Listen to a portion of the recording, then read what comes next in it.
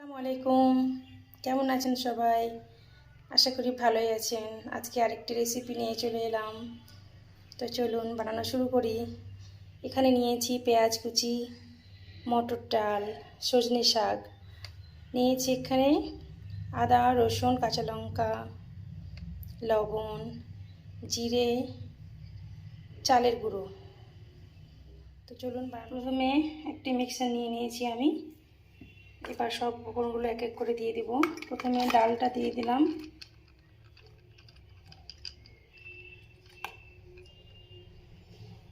ডালটা দেওয়া হয়ে গেলে এখানে কাঁচা লঙ্কা, আদা, রসুন দিয়ে দিলাম, আর দিলাম জিরে,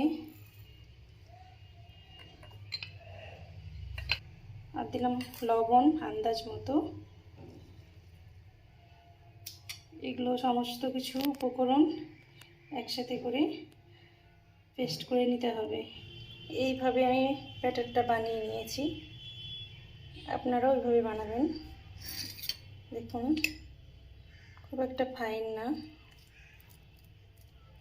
এরপর দিয়ে দিচ্ছি পেঁয়াজ কুচি, দিচ্ছি চালের গুঁড়ো 2 চামচ মতো, আর দিচ্ছি সজনে শাক, টাটকা সজনে শাক। সমস্ত উপকরণগুলো ভালো করে মেখে নিতে হবে। মাখানো হয়ে গেছে, এবার চলুন ভেজে দেখাই। কড়াইতে তেল গরম প্রায় হয়ে গেছে।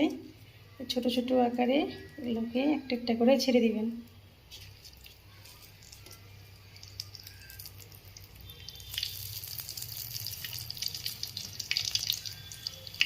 ছোট ছোট করে ছাড়বেন যাতে মুচমুচে হয় বেশি।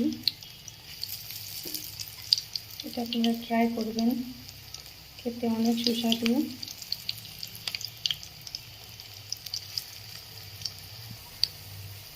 দেখতেই পাচ্ছেন কি সুন্দর তেলগুলো ফুটছে।